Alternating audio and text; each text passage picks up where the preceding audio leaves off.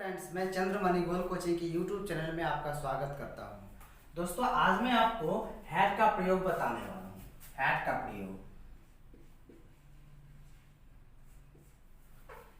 प्रयोग बताने वाला हूं। पिछले वीडियो में मैंने हैव और हैज का प्रयोग बता दिया था। हैव और हैज का प्रयोग, और आज मैं आपको हैड का प्रयोग बताने वाला हूं।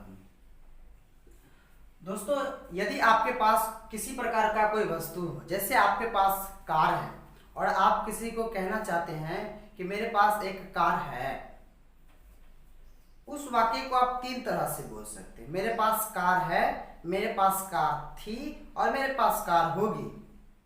तो जब हम किसी वाक्य को प्रेजेंट में बोलते हैं तो उसमें हैव हैज का प्रयोग करते हैं। यहां लिख देते हैं पास्ट के लिए, बीते हुए समय के लिए हैड का प्रयोग, और प्रेजेंट के लिए हैव और हैज का प्रयोग करते हैं। आने वाले समय के लिए, फ्यूचर के लिए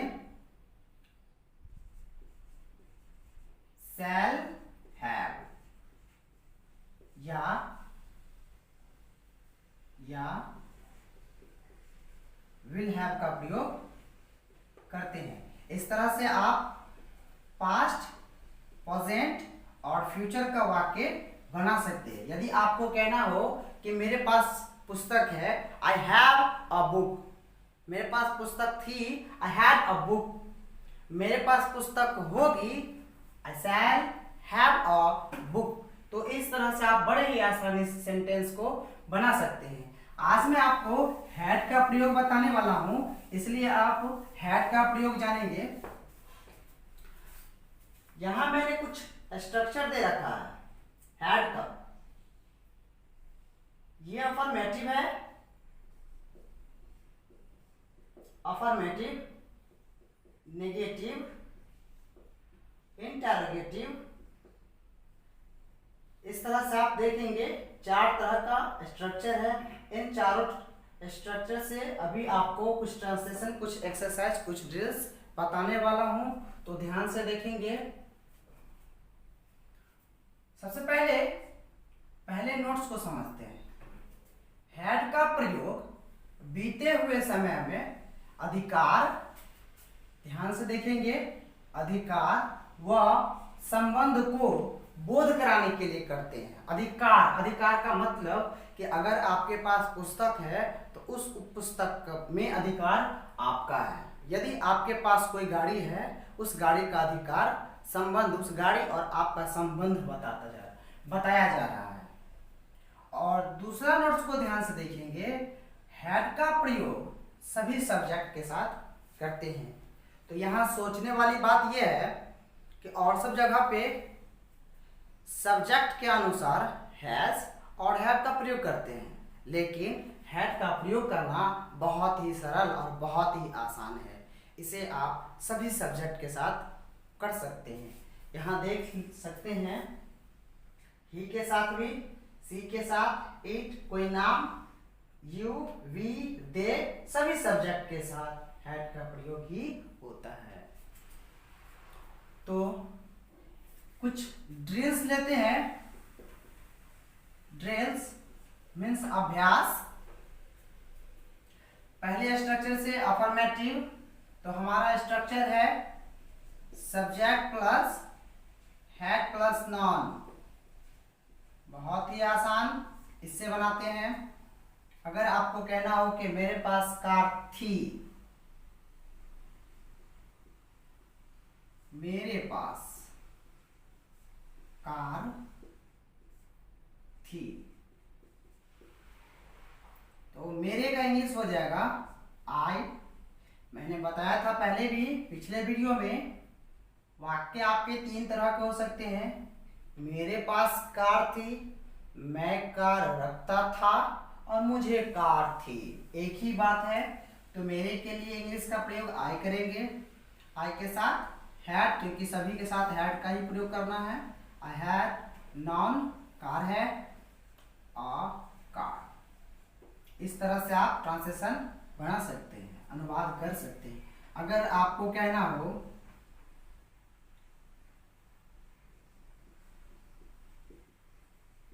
मुस्कान के पास ज्यादा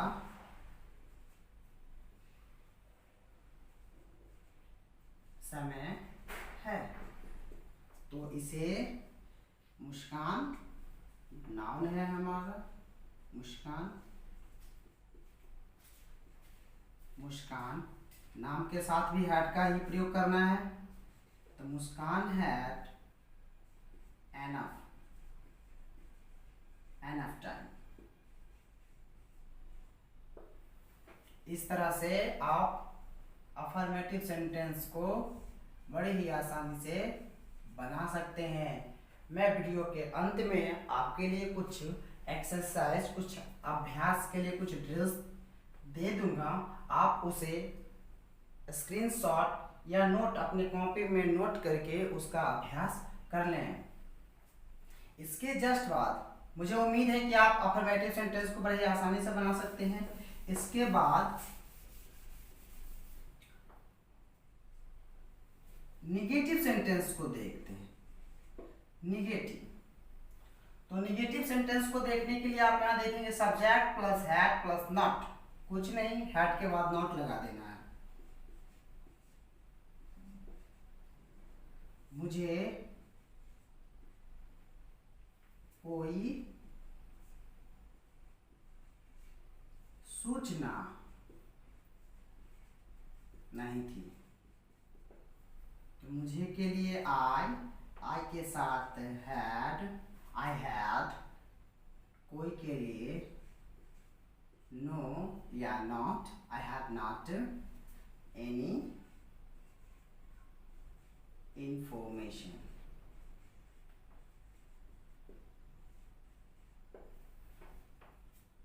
मुझे कोई सूचना नहीं थी, नहीं लगा हुआ है, निगेटिव है। आई के साथ है, मुझे के लिए आई के साथ हैड का प्रयोग, हैड के जस्ट बाद नेगेटिव वाक्य को बनाने के लिए नॉट का प्रयोग करते हैं, नॉट लगा देंगे। कोई सूचना, any information, I had not any information. अगर आपको कहना हो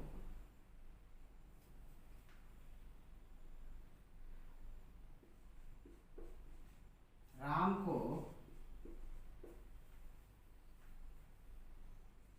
आशा नहीं थी,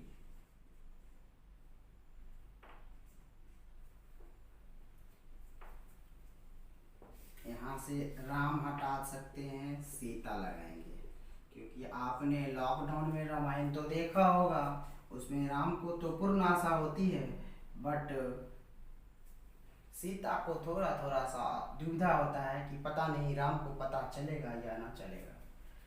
तो सीता को आशा नहीं थी, Sita had not, Sita had not hope।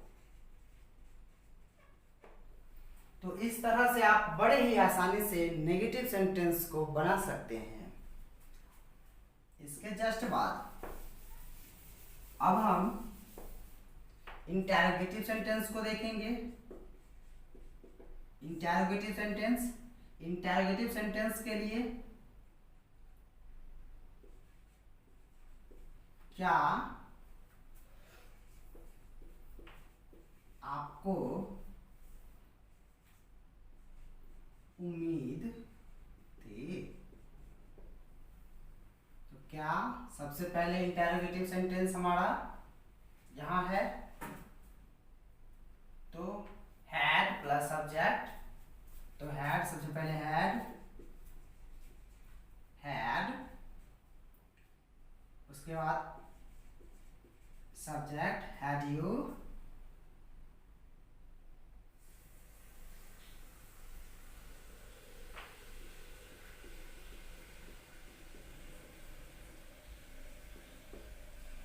Expectation, इस तरह से, और क्वेश्चन मार्क।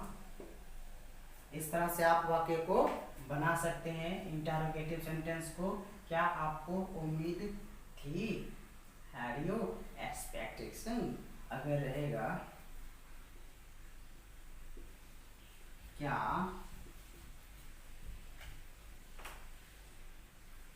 राधा को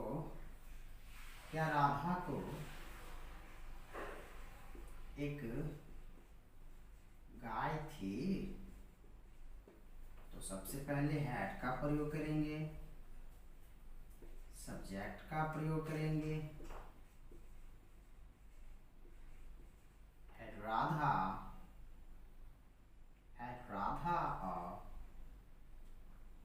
का। इस तरह से आप इंटरोगेटिव सेंटेंस को भी बना सकते हैं। उसके बाद अब WH को देखते हैं। WH को अगर आपको WH सेंटेंस बनाना हो तो सबसे पहले इसका स्ट्रक्चर देखते हैं। WH word plus had plus subject, not हो तो देंगे, नहीं तो नहीं देंगे, उसके बाद नाउन। तो WH सेंटेंस को बनाने के लिए अगर रहेगा आपको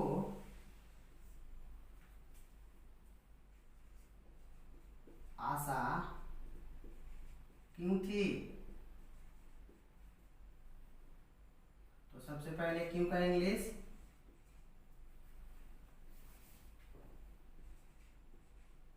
वाई, उसके बाद सब्जेक्ट हैड यू हो।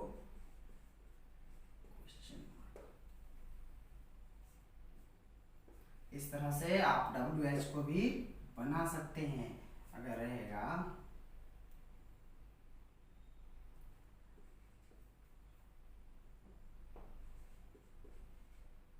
राम को